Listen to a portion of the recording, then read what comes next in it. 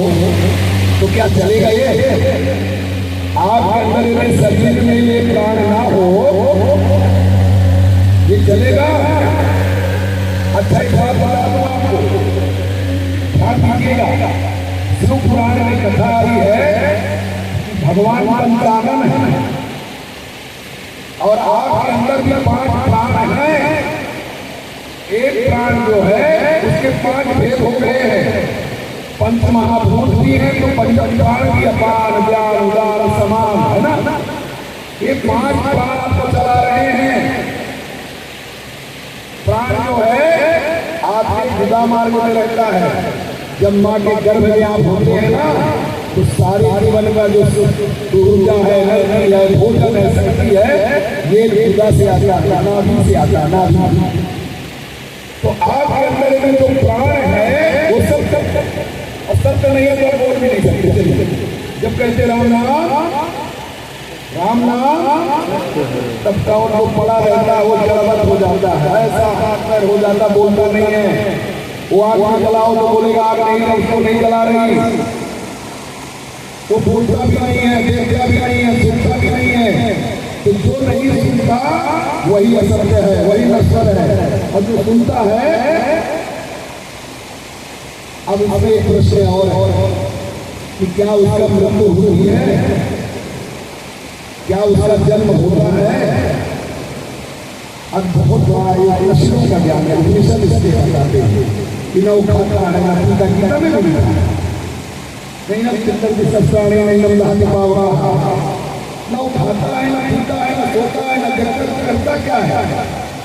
अभी बताइए इस लाइट से ये लाइट जल रही है, यदि ये यंत्र न हुआ लाइट हो तो ऊर्जा है, जो पावर है वो जलेगा क्या? प्रकाश देगा क्या?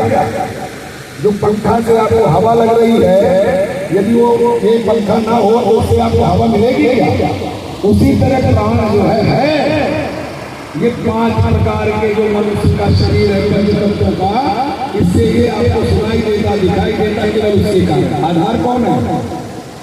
वही आत्मा है, वही प्राण है, वही ईश्वर है। अब उसी को शिव पुराण में भगवान नारद कह रहे हैं। नारद जी महाराज को ब्रह्मा जी बता रहे हैं इस कथा को कि चंचला नाम की देवी थी और बड़ी ही शक्तिशाली थी, पर उसका पति बिंदु किसी समय के बाद गलत रास्ते में चला गया, ब्रह्मचारी हो गया, अपना जीवन कहीं और बिताने लगा। उसकी पत्नी उसी के घर में रह करके अपना जीवन यापन करने लगे, पर उस समय में अब बहुत समय हो गया, वो भी गलत रास्ते में हो गई। और एक दिन क्या हुआ, उसकी पत्नी जो है जा करके कहते हैं ब्रह्म क्षेत्र में पहुंच गई। वहाँ पंडित जी कथा कर रहे थे शिव महाराज, और शिव पुराण की कथा कर रहे थे। शिव पुराण क्या क्या, शिव पुराण का अर्थ क्या होगा? शिव पुराण का मतलब क्या है? जैसे भागवत का मतलब है श्री, जो श्रेय को देने वाला, जो श्रेयशील है, जो भगवान का प्रतिपादन, भक्तों का प्रतिपादन करने वाला, उसको भागवत कहते हैं। श्रीमद् भागवत माने भक्तों की कथा, भक्तों ने भगवान की कथा गाया।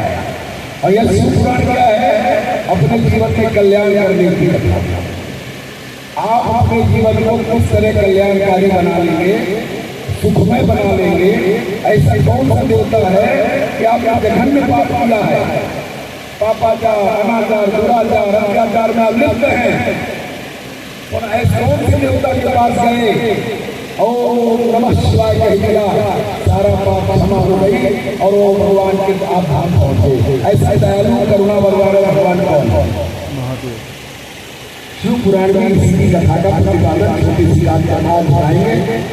तो बिंदु नाम की जो चंचला नाम की माता थी, वो गई और गुरु जी के मुख से शिव पुराण का कथा सुनाई।